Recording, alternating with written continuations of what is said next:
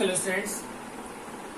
So in our last video we have discussed about the Newton's second law of motion, and we have discussed about the change of momentum, rate of change of momentum, and we have solved some questions based on that. So let us discuss some more question. Now we have given a question.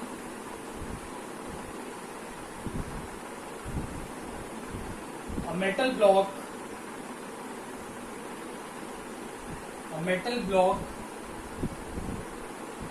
of weight 2 kg or mass, a metal block of mass 2 kg resting on a frictionless table,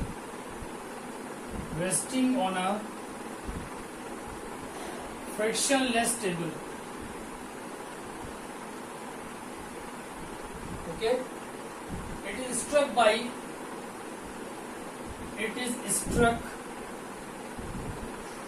by a jet releasing water. It is struck by a jet releasing water at the rate of 1 kg per second and at a speed of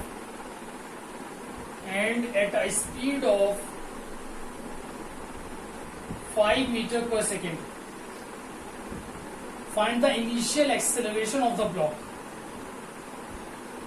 Find initial acceleration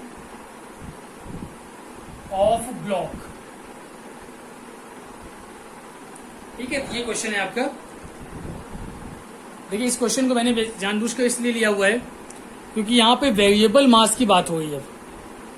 अभी तक जो questions हम लोगों ने solve किए थे या आपने जो क्वेश्चन मैंने असाइनमेंट में आपको जो दिए थे, उन सारे क्वेश्चंस में कहीं पर भी वेरिएबल मास नहीं था. वो सब कांस्टेंट मास वाले क्वेश्चंस थे. लेकिन इस क्वेश्चन में आपको जो मास गिवन है वो आपका वेरिएबल मास है. कैसे देखिए, ओके स्टार्ट करते हैं सोल्यूशन. देखिए सपोज ये आपका एक सरफेस है, यहाँ पर एक मेटल ब्लॉक रखा हुआ है. इनिशियली इसकी वेलोसिटी है 0 और ये सरफेस आपको गिवन है फ्रिक्शनलेस. फ्रिक्शनलेस सरफेस है. इस अगर इस पर आप कहीं से थोड़ा सा भी इसको फोर्स मिल जाएगा then it will start moving. इसमें मोशन स्टार्ट हो जाएगा क्योंकि इसका अपोज करने वाला कोई नहीं, फ्रिक्शन नहीं यहाँ पर. तो देखिए क्या किया गया, it is struck by a jet releasing water. यहां से इसके ऊपर एक वाटर का जेट यानी वाटर का प्रेशर यहाँ पर दिया गया इसको किसी पाइप से. यहाँ से वाटर आकर के इसको स्ट्राइक कर रहा है. तो जब वाटर स्ट्राइक कर रहा है, वाटर का रेट आपको दिया हुआ है 1 kg पर सेकेंड. अब देखिए 1 kg पर सेकेंड ये क्या चीज है, आपको क्या गिवन है, मास अपॉन सेकेंड. केजी क्या होता है, मास है, और सेकेंड क्या है, टाइम. यानी आपको क्या दिया हुआ है, मास अपॉन टाइम दिया हुआ है, जिसे हम ऐसे भी लिख सकते हैं delta M upon delta T. यानी जो वाटर का मास चेंज हो रहा है और जो आकर के इस ब्लॉक पर स्ट्राइक कर रहा है, जितना वाटर यहाँ पे आके स्ट्राइक करेगा तो ब्लॉक के मास पे उसका इफेक्ट पड़ेगा. तो rate of change of mass आपको गिवन है delta M upon delta T. इसकी वैल्यू आपको गिवन है 1 kg पर सेकेंड. और वाटर की जो वेलोसिटी है ये कांस्टेंट गिवन है आपको. कितनी वेलोसिटी गिवन है आपको, at a speed of 5 metre पर सेकेंड. वाटर की वेलोसिटी कांस्टेंट है, लेकिन यहाँ पर इसका मास कंटिन्यूअसली चेंज होता जा रहा है. Change in the sense 1 kg पर सेकेंड का मास इसमें से बाहर निकलता जा रहा है. पर सेकेंड 1 kg का मास इस पाइप से, इस जेट से बाहर निकल रहा है. तो पूछा गया find the initial acceleration of the block. तो इस ब्लॉक का एक्सेलरेशन कितना होगा, तो सिंपल सी बात है, जितना इस ब्लॉक पर फोर्स लगेगा. अब अगर आप इस ब्लॉक का फोर्स फाइंड कर लें तो फोर्स इज इक्वल टू होता है मास इनटू एक्सेलरेशन, और उससे आप एक्सेलरेशन की वैल्यू फाइंड कर सकते हैं. तो बेसिक चीज आपको क्या फाइंड करनी है, फोर्स फाइंड करना है. अब इस फोर्स को आप कैसे फाइंड करेंगे, आपने पढ़ा है F इज इक्वल टू होता है delta P upon delta T. ठीक है, Newton second law of motion. Force is equal to rate of change of momentum. ये कंडीशन हम लोग पढ़ चुके हैं. अब डेल्टा पी अपॉन डेल्टा के लिए भी हम लोगों ने दो चीजें पढ़ी थी, एक कांस्टेंट मास, एक वेरिएबल मास. यहाँ पर वेलोसिटी कांस्टेंट है लेकिन मास वेरिएबल है. इसको मैंने आपको बताया था, इसको हम कैसे लिख सकते हैं, M delta V upon delta T plus V delta M upon delta T. ये दो सिचुएशन, इसको मैंने डिफरेंशिएशन के फॉर्म में भी बताया था और इसको आप डेल्टा की फॉर्म में भी ऐसे लिख सकते हैं. तो देखिए यहाँ पर मास तो आपका कांस्टेंट है नहीं, मास चेंज हो रहा है विद रिस्पेक्ट टू टाइम. इसका मतलब ये वाला जो टर्म होगा, इस टर्म की वैल्यू क्या हो जाएगी, 0, बिकॉज मास चेंज होगा, वेलोसिटी कांस्टेंट है, और जब वेलोसिटी कांस्टेंट है तो डेल्टा v हो जाएगा 0, इट मींस ये पूरा टर्म आपका क्या हो जाएगा, 0। तो आपकी फोर्स की जो वैल्यू निकल के आएगी, फोर्स की वैल्यू आ जाएगी v delta m upon delta t।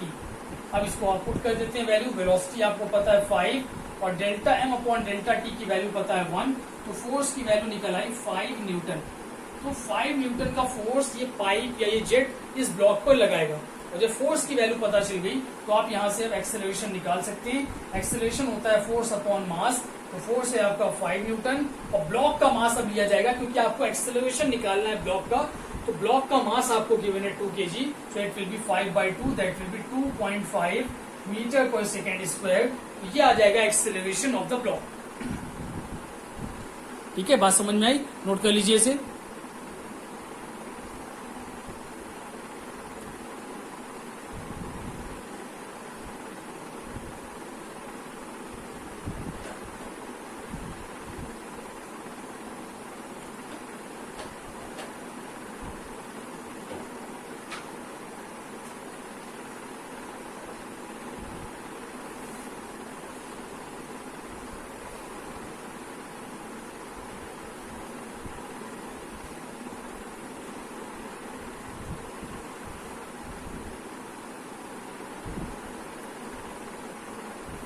अब आगे स्टार्ट करते हैं नेक्स्ट टॉपिक। हम लोगों ने अभी तक न्यूटन फर्स्ट लॉ पढ़ लिया, इनर्शिया के बारे में पढ़ लिया, वहीं से हमने फर्स्ट लॉ ऑफ इनर्शिया देखा। उसके बाद हम लोगों ने पढ़ा momentum, change of momentum, rate of change of momentum for constant mass, variable mass. फिर हम लोग आगे Newton second law of motion पर, और उसको भी स्टडी कर लिया है। अब हम लोग चलते हैं नेक्स्ट आगे। नेक्स्ट टॉपिक आता है इम्पल्स।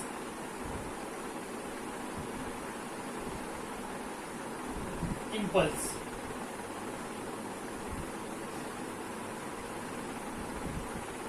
तो इम्पल्स बेसिकली क्या, impulse is also a force. ठीक है, लेकिन ये कैसा फोर्स होता है, इम्पल्स को हम कैसे डिफाइन करते हैं, जब किसी ऑब्जेक्ट को एक हैवी फोर्स अप्लाई किया जाए। ठीक है, हैवी इन द सेंस अगर टाइम का ड्यूरेशन बहुत कम है, उसके रिस्पेक्ट में कोई फोर्स हैवी हो सकता है। जैसे अगर सपोज हम कर लें कि टाइम है आपका 1 माइक्रो सेकेंड, तो उसके रिस्पेक्ट में 1 न्यूटन का फोर्स अच्छी खासी वैल्यू हो जाएगी, क्योंकि 1 और माइक्रो सेकेंड होता है 10⁻⁻⁶। तो 10⁻⁻⁶ सेकेंड के रिस्पेक्ट में 1 न्यूटन की फोर्स को हम बोलेंगे लार्ज फोर्स, क्योंकि टाइम बहुत कम है। तो ऐसी कोई भी कंडीशन जहां पर एक हैवी फोर्स अप्लाई किया जाए for a short period of time, तो उसका जो कंबाइंड इफेक्ट आता है, उसका जो कॉम्बिनेशन आता है, उसी को हम क्या कहते हैं, इम्पल्स कहते हैं। ठीक है, तो क्या डेफिनेशन हो जाएगी इम्पल्स की। इम्पल्स का जो फिजिकल मीनिंग है वो क्या है आपका, large force acting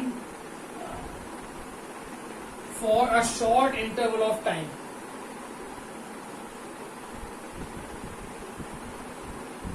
A large force acting for a short interval of time। और इसकी वजह से क्या होगा, जब हैवी फोर्स लगेगा शॉर्ट टाइम के लिए, तो फोर्स जब भी किसी बॉडी को लगता है तो क्या होता है, उसका मोमेंटम चेंज होता है according to Newton second law. तो हम बोल सकते हैं a large force acting for a short interval of time to change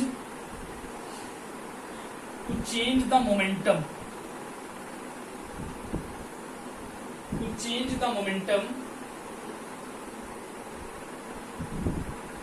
is called impulse। ठीक है, तो ऐसा फोर्स, एक हैवी फोर्स जो कि शॉर्ट इंटरवल ऑफ टाइम के लिए लगता है, जिसकी वजह से बॉडी के अंदर चेंज ऑफ मोमेंटम आता है, तो इस फोर्स को हम कहते हैं इम्पल्स। और इसी को इम्पल्सिव फोर्स भी कह सकते हैं, इम्पल्स और इम्पल्सिव फोर्स भी कहा जाता है इसे, impulsive force.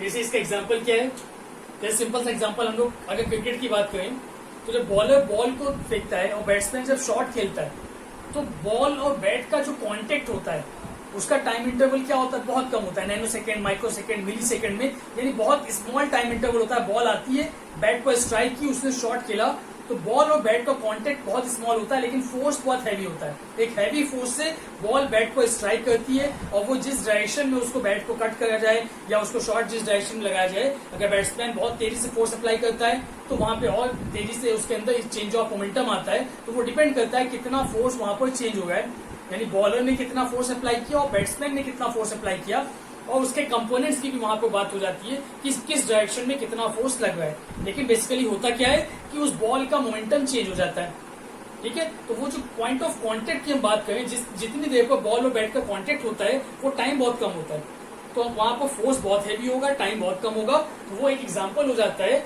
Impulse of force का, ठीक है, force exerted by a batsman on a ball. ये आपका एग्जाम्पल हो गया इम्पल्सिव फोर्स का।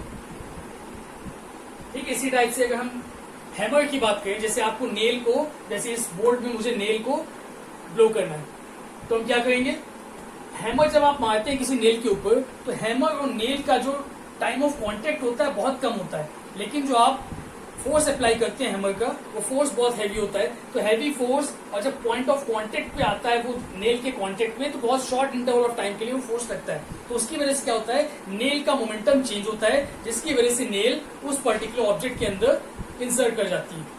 तो ये सारे एग्जांपल्स हैं इम्पल्स ऑफ फोर्स के, ठीक है। हैमरिंग हो गया, क्रिकेट बैट का एग्जांपल हो गया, तो ऐसे कई सारे एग्जांपल्स हैं जिसको हम कह सकते हैं कि ये सब इम्पल्सिव फोर्स है, ठीक है। तो एग्जांपल्स आप याद रखिएगा। अब हम बात करते हैं मैथमेटिकली इसको कैसे डिफाइन करेंगे।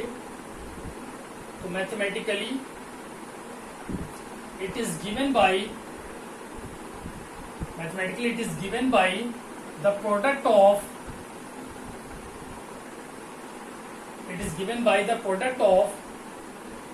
force and time. Mathematically it is given by the product of force and time. ठीक है, तो इसे हम डिनोट करते हैं सिंबल J से। Impulse is denoted by symbol J। तो J क्या हो जाएगा, J will be equal to force into time interval, लेकिन टाइम क्योंकि बहुत शॉर्ट है, बहुत स्मॉल टाइम इंटरवल होगा, उसको हम डेल्टा T से डिनोट कर रहे हैं। ये फॉर्मूला हो जाता है इम्पल्स का, impulse is equal to force into time interval. अब यहां से आप देख सकते हैं फोर्स एक वेक्टर क्वांटिटी है, तो अगर इसको वेक्टर फॉर्म में लिखा जाए, force vector quantity time scalar quantity, vector को स्केलर से मल्टीप्लाई करते हैं, वेक्टर आता है, it means impulse is also a vector quantity. तो impulse is equal to F into delta T, इसको आप ऐसे लिख सकते हैं। और impulse is a vector quantity, आपको ये पॉइंट मिल गया, it is a vector quantity, ठीक है। तो इम्पल्स होगी एक वेक्टर क्वांटिटी।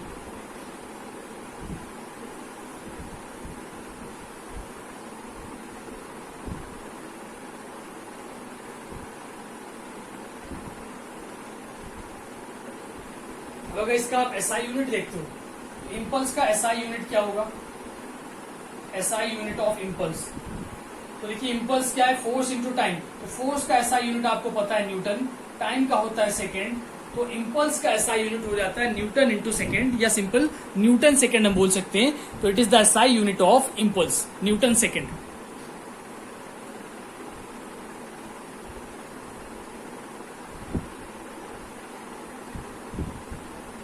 ठीक है, यहां तक बात समझ में आ गई इम्पल्स क्या होता है, और इम्पल्स को हम मैथमेटिकली कैसे डिफाइन करते हैं। जितना फोर्स अप्लाई किया और जितना टाइम इंटरवल के लिए अप्लाई किया, दोनों के प्रोडक्ट को मैथमेटिकली बोलते हैं इम्पल्स। फिजिकल मीनिंग क्या है, heavy force for short interval of time, उस इफेक्ट को बोलते हैं इम्पल्स।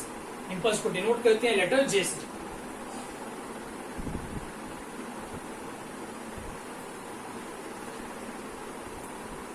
अब यहीं से आपका एक सेकेंड रिलेशन आता है, इम्पल्स और मोमेंटम में क्या रिलेशन होगा वो हमें देखना है, और इसी को कहते हैं impulse momentum theorem. Impulse momentum theorem, क्योंकि इम्पल्स मोमेंटम थ्योरम बेसिकली क्या है, ये इम्पल्स और मोमेंटम का रिलेशन बताता है। तो जो रिलेशन निकल के आता है उसी रिलेशन को हम बोल देते हैं इम्पल्स मोमेंटम थ्योरम। तो ये थ्योरम क्या होगी, चलिए देखते हैं।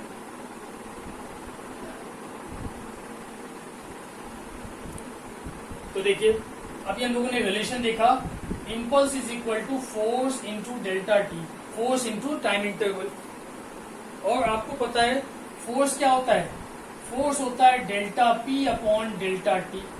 फोर्स होता है rate of change of momentum के इक्वल।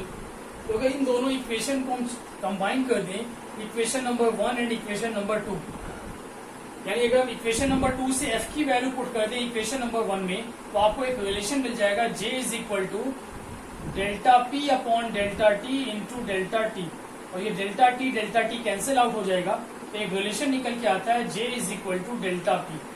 अगर वेक्टर फॉर्म में लिख दिया जाए तो J is equal to delta P vector. तो ये एक रिलेशन निकल के आ गया। क्या रिलेशन मिला आपको? Impulse is equal to change of momentum. तो इसी रिलेशन को हम बोलते हैं इम्पल्स मोमेंटम थ्योरम। तो अगर आपको स्टेटमेंट देना हो what is the statement of impulse momentum theorem, तो क्या स्टेटमेंट हो जाएगा? Impulse of force is equal to change in momentum. Impulse of force is equal to change in momentum of an object on which it is applied. जिस object पर impulse को apply किया गया है उसके मोमेंटम का जो चेंज होगा वो उस इम्पल्स के इक्वल आ जाएगा। ठीक है, impulse of momentum is equal to impulse is equal to change in momentum of the object on which it is applied. तो ये आपका हो गया impulse momentum theorem.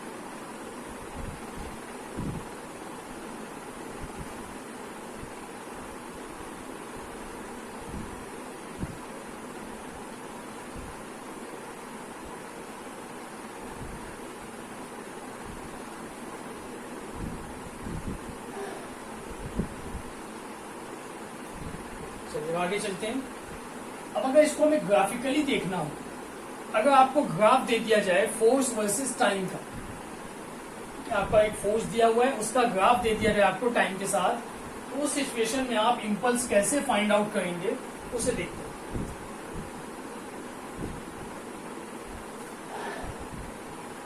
Impulse from graphical method.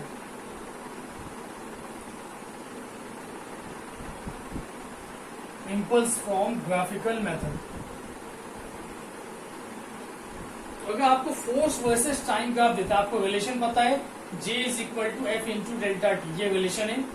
अच्छा, इसको हम थोड़ा डिफरेंशिएशन की फॉर्म में भी देख लेते हैं। डिफरेंशिएशन की फॉर्म में इसे हम क्या लिख सकते हैं? J is equal to F dot D T या एफ इंटू डी टी, ये लिख सकते हैं डिफरेंशिएशन की फॉर्म में भी। तो अगर हम बात करें, अब यहाँ पर हम दो ग्राफ डिस्कस करेंगे।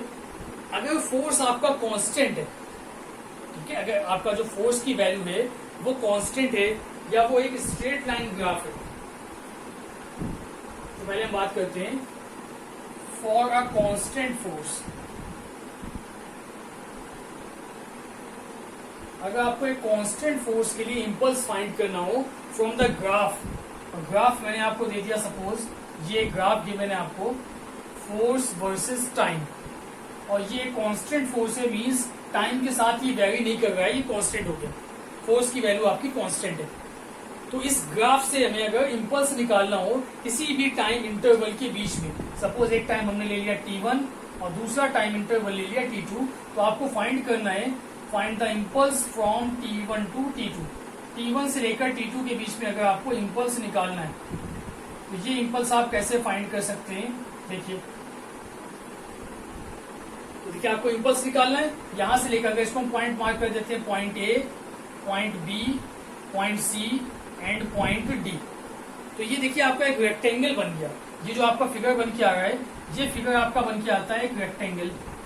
अच्छा, आपको इंपल्स का फॉर्मूला पता है, देखो ये जो आपकी वैल्यू है सी डी, ये जो लेंथ है आपकी वो क्या हो जाएगी? ये हो जाएगी t2 माइनस t1, और इसकी जो हाइट है या जो इसकी विड्थ है वो क्या हो जाएगी? वो हो जाएगी f, क्योंकि ये फोर्स की वैल्यू यहां तक क्या है? f है।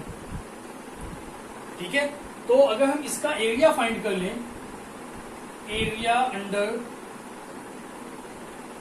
ft ग्राफ, जो आपको ग्राफ दिया गया फोर्स वर्सेस टाइम का ग्राफ, अगर आप इसका एरिया फाइंड कर लो तो क्या आएगा एरिया इसका? It will be equal to f into t2 minus t1, जिसको हम क्या लिख सकते हैं? f into delta T. और आपको पता है f इंटू डेल्टा टी किसके इक्वल होता है? j के। So it is equal to j which is equal to impulse. तो देखिएगा आपको कांस्टेंट फोर्स दे दिया जाए और कांस्टेंट फोर्स से हमें इंपल्स निकालना हो तो उस ग्राफ का हमें क्या फाइंड करना होगा, एरिया फाइंड करना होगा उस पर्टिकुलर टाइम इंटरवल के बीच में। जैसे हम लोगों ने इक्वेशन ऑफ मोशन में वहां पे ग्राफ स्टडी किए थे, वहां पे एरिया ऑफ स्लोप निकाल के सॉल्व करते थे क्वेश्चन, सेम वैसे यहाँ पे भी आप सॉल्व कर सकते हैं। तो देखिए कंडीशन क्या मिल गई आपको कंडीशन मिल गई area under FT graph, area under FT graph gives us impulse.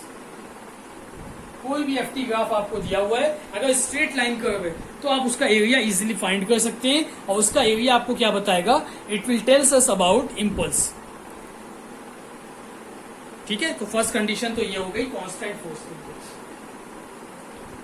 तो हम लोग कांस्टेंट फोर्स के लिए कैसा भी स्ट्रेट लाइन हो सकती है, स्लोप भी हो सकता है, आप उसका एरिया इजीली फाइंड कर सकते हैं किसी भी टाइम इंटरवल के लिए।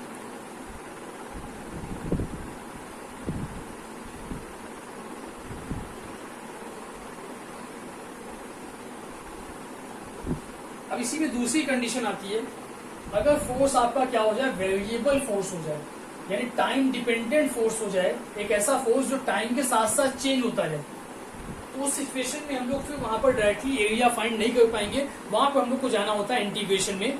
ठीक, जो हम लोग क्लास 11th में स्टार्टिंग में पढ़ चुके हैं, इंटीग्रेशन क्या होता है। ठीक है, 9th लेवल में तो वो सारी चीजें नहीं पढ़ी थी आपने, इंटीग्रेशन डिफरेंशिएशन, लेकिन 11th में आप यहाँ पे पढ़ चुके हैं। तो for a variable force second condition आती है फॉर अ वेरिएबल, और बोल सकते हैं टाइम डिपेंडेंट फोर्स।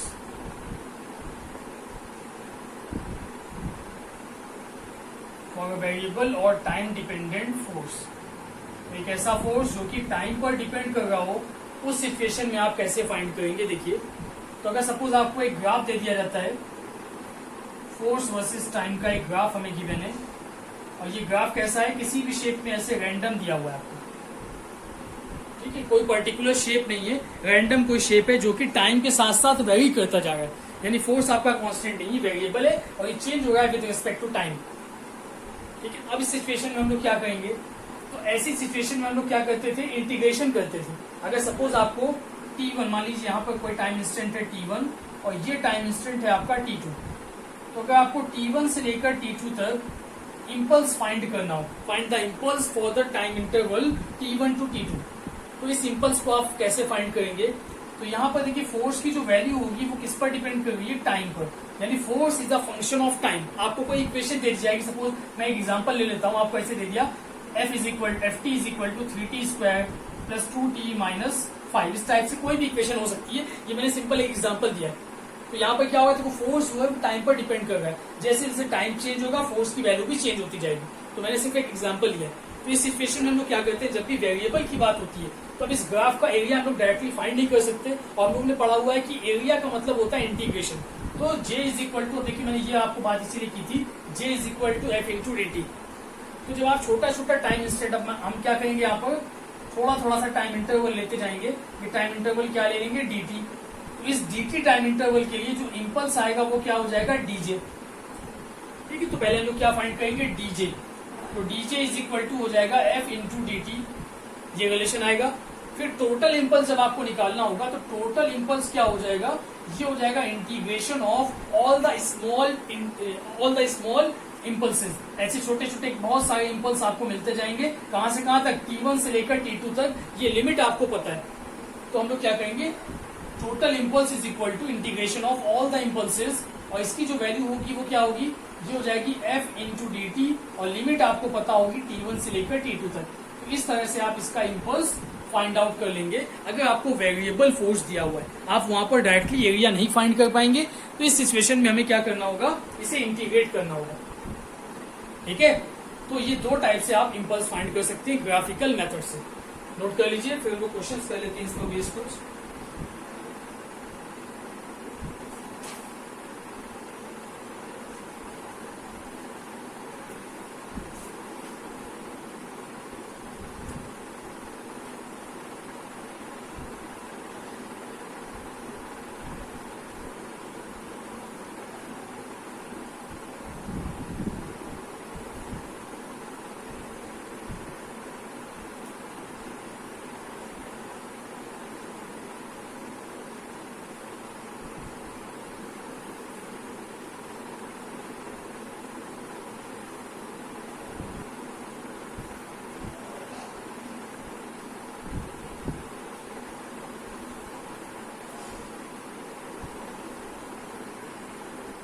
चलिए आगे चलते हैं, कुछ क्वेश्चंस करते हैं, थोड़ा एप्लीकेशंस देखते हैं, इम्पल्स का एप्लीकेशन कहाँ पर होता है डेली लाइफ में, इसकी बात करते हैं।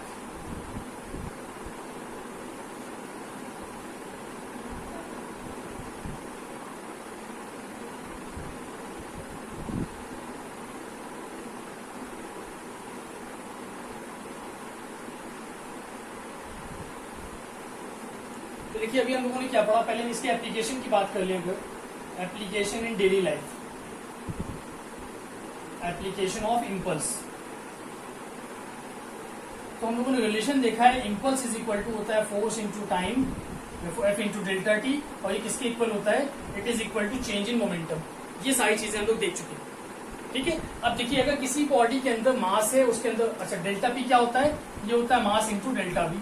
ये पूरा रिलेशन आपको मिल गया, J is equal to F into delta T is equal to delta P is equal to M into delta V. तो अगर किसी बॉडी के अंदर मास है, वेलोसिटी है, उसके अंदर मोमेंटम होगा। तो अब देखिए अगर किसी बॉडी का हम एक पर्टिकुलर मोमेंटम के साथ बॉडी मूव कर रही है, ठीक है, जैसे इसका सबसे अच्छा एग्जांपल है जो डेली लाइफ में हम लोग देखते हैं, जैसे जब क्रिकेट का एग्जांपल लेते हैं फिर से, तो जैसे जब कोई फील्डर कैच लेता है, कैच पकड़ते हैं, बॉल को आपने थ्रो किया, आपने जब कैच ली, तो कैच लेने में क्या करते हैं, जनरली लोग क्या करते हैं, जब कैच लेते हैं तो हाथ को अपने पीछे की तरफ ले जाते हैं। तो हाथ को पीछे ले जाने से क्या होता है, आपके हाथों पर उसका फोर्स का इफेक्ट कम होता है, यानी इम्पैक्ट कम होता है, ठीक है, इम्पल्स कम आता है आपके हाथ को, आपके हाथ में चोट कम लगती है। अगर वहीं आप बॉल एकदम ऐसे करके पकड़ लेंगे आगे की तरफ, तो आपके हाथ पर ज्यादा तेजी से स्ट्राइक करेगा, और उसी को अगर आप थोड़ा सा पीछे की तरफ लेकर के आते हैं तो वो आपके हाथ पर कम स्ट्राइक करेगा, आपको चोट कम लगेगी। तो इसका रीजन क्या होता है, इसका यही रीजन है, impulse is equal to change of momentum, यानी F into delta T is equal to delta P. देखिए मोमेंटम, जिस मोमेंटम से बॉल आ रही थी वो तो कांस्टेंट था, ठीक है, बॉल आकर के स्ट्राइक करेगी एक पर्टिकुलर वेलोसिटी से। अब देखिए यहाँ पर क्या हुआ, F into T is equal to अगर कांस्टेंट हो, यानी बॉल का मोमेंटम फिक्स है, तो अब हम क्या कर सकते हैं, इसको ऐसे लिख सकते हैं, F1 T1 is equal to F2 T2। Delta T की प्लेस मैंने सिर्फ T1 T2 ले लिया, सिर्फ T लिख दिया। तो अगर चेंज ऑफ मोमेंटम आपका कांस्टेंट, जैसे हम ये बात करें मोमेंटम अगर आपका कांस्टेंट है, जिस मोमेंटम से ऑब्जेक्ट मूव कर रहा है, अगर वो मोमेंटम फिक्स है, ठीक है, तो इम्पल्स क्या होता है, उस मोमेंटम के चेंज के इक्वल होता है। अब वो चीज आपकी कांस्टेंट है, तो हम क्या बोल सकते हैं, F into T is equal to constant, यानी F1 T1 is equal to F2 T2। अब क्या होगा, देखिए अगर आप टाइम की वैल्यू को चेंज करते हो तो फोर्स की वैल्यू भी चेंज हो जाएगी, because F into T is constant. तो देखिए मैंने जो एग्जांपल अभी लिया कैच करने वाला बॉल को, तो जब आप बॉल को कैच करते हैं और हाथ थोड़ा सा पीछे लेकर के आते हैं, तो टाइम ऑफ कांटेक्ट बढ़ रहा है वहां पर।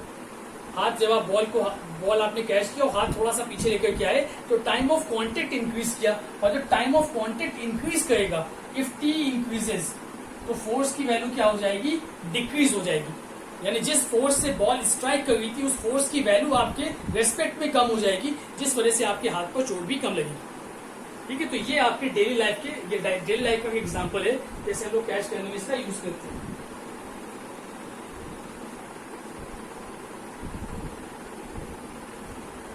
इसी तरह से दूसरा एग्जांपल हम कह सकते हैं, जैसे आपके ऑटोमोबाइल जितने होते हैं, बाइक हो गई, कार हो गई, तो जनरली बाइक में हम लोग क्या देखते हैं, शॉकर्स लगे होते हैं, ठीक है। बाइक में शॉकर्स, उनका काम क्या होता है, शॉकर्स का काम यही होता है कि वो टाइम को इंक्रीज कर देते हैं। आपकी बाइक किसी गड्ढे में गई या कहीं पर आपका ब्रेकर आ गया, ब्रेकर में आपकी बाइक गई, तो ब्रेकर्स की वजह से क्या होगा, वो जर्क लगेगा आपको। तो अगर शॉकर ना होता तो वो जर्क तुरंत आपके पास आता और बहुत तेजी से जर्क लगता, लेकिन शॉकर होने की वजह से क्या हुआ, वहां पर जो उसका कंप्रेसिंग टाइम था, यानी जो ब्रेकर के साथ जब वो ऊपर की तरफ आएगा तो आप तक पहुंचने का जो टाइम था वो टाइम इंक्रीज कर जाता है, और जब टाइम इंक्रीज कर जाता है तो फोर्स की वैल्यू फिर से क्या होती है, डिक्रीज कर जाती है। तो इस टाइप से कुछ एग्जांपल्स हैं इम्पल्स के जो हम लोग डेली लाइफ में देख सकते हैं, जिनका हम लोग यूज कर सकते हैं। तो ये आपका हो गया इम्पल्स। चलिए क्वेश्चन कर लेते हैं इम्पल्स पर based.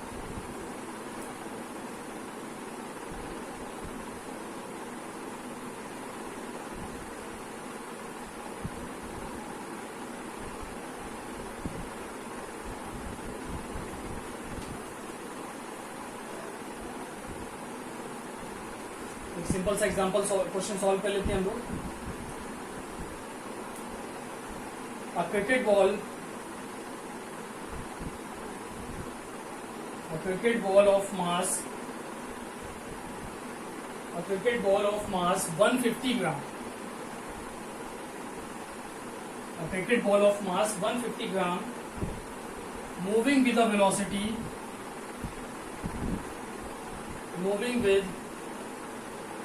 velocity of 15 meter per second is brought to rest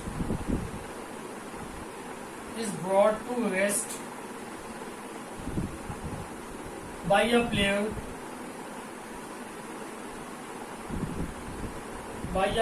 in 0.5 second. Find impulse and average force exerted. Find impulse and average force exerted by the player.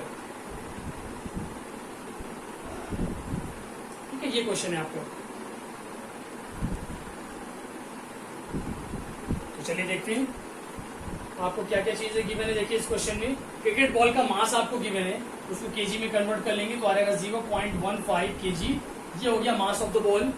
Initial velocity आपको given है u, कितनी है 15 metre पर second की velocity से एक ball move करता हुआ जा रहा था। तो सपोज यहाँ से एक बॉल गया, m मास का बॉल है जिसकी इनिशियल वेलोसिटी है u, is brought to rest by a player in 0.5 second. अब यहाँ पर किसी प्लेयर ने इसको कैच किया तो इसकी फाइनल वेलोसिटी क्या हो गई 0, लेकिन इसको स्टॉप करने में जो टाइम लगा वो टाइम गिवन है आपको 0.5 सेकंड। इतनी देर में उसने बॉल को स्टॉप किया।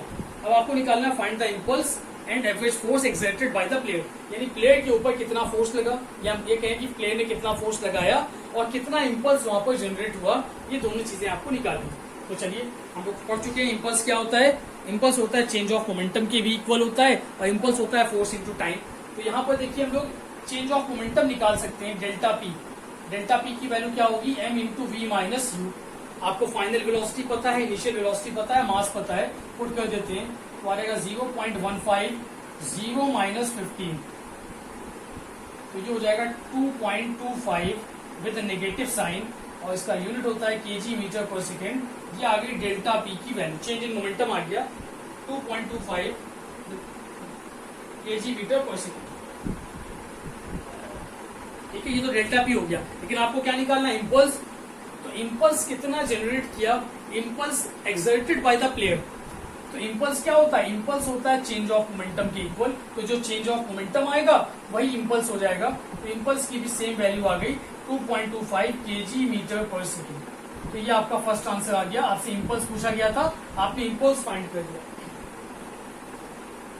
ठीक है, सेकेंड पार्ट में क्या पूछा है, force exerted by the player. अब प्लेयर ने फोर्स कितना लगाया, प्लेयर ने इम्पल्स कितना लगाया, तो फोर्स कितना होगा, तो आपको पता है F into T is equal to होता है J। तो फोर्स की वैल्यू क्या हो जाएगी, J बाई टी। अब इम्पल्स आप फाइंड कर चुके हैं। टाइम ऑफ उसमें जो जितना भी टाइम लग रहा है उसको रेस्ट में लाने के लिए, वो टाइम आपको गिवन है। तो ये वैल्यू आ जाएगी माइनस 2.25 अपॉन टाइम की वैल्यू गिवन है 0.5 सेकेंड। तो इसको सॉल्व कर लेंगे तो आपका फोर्स निकल के आता है यहां से माइनस का 45 न्यूटन। तो 45 न्यूटन का फोर्स उस प्लेयर ने एक्सर्ट किया। देखिए माइनस साइन दोनों में आ गया, इंपल्स में भी फोर्स में भी। ये माइनस साइन क्या इंडिकेट कर रहा है, देखो बॉल क्योंकि आपकी राइट साइड में जा रही थी तो बॉल का मोमेंटम राइट साइड में होगा। बॉल उधर की तरफ गई, बॉल के मोमेंटम के लिए वही डायरेक्शन होगा, वो पॉजिटिव। तो प्लेयर के लिए डायरेक्शन क्या होगा, वो अपोजिट, क्योंकि प्लेयर इधर खड़ा होकर के बॉल को ऐसे रोकेगा। तो रोकेगा तो मोमेंटम किधर लगाएगा, अपोजिट डायरेक्शन में। इस वजह से नेगेटिव साइन आ गया इम्पल्स में भी, और फोर्स भी वो अपोजिट डायरेक्शन में लगाएगा। इस वजह से यहाँ पर फोर्स में भी नेगेटिव साइन आ रहा है। तो नेगेटिव साइन इंडिकेट कर रहा है direction of force and direction of impulse. ठीक है, तो इस टाइप से हम लोग इम्पल्स के क्वेश्चन सॉल्व कर सकते हैं। तो चलिए नेक्स्ट इसको हम लोग क्वेश्चन सॉल्व करेंगे नेक्स्ट क्लास में। इम्पल्स पर बेस्ड डिफरेंट टाइप के क्वेश्चंस हम लोग देखेंगे, मोमेंटम पर बेस्ड क्वेश्चंस देखेंगे। तो फिलहाल अभी उन्होंने टॉपिक कंप्लीट कर लिया अपना, इम्पल्स क्या होता है और इम्पल्स मोमेंटम थ्योरम से रिलेटेड कई सारी चीजें हम लोगों ने देखी। तो नेक्स्ट क्लास से हम लोग इसके क्वेश्चंस डिस्कस करेंगे।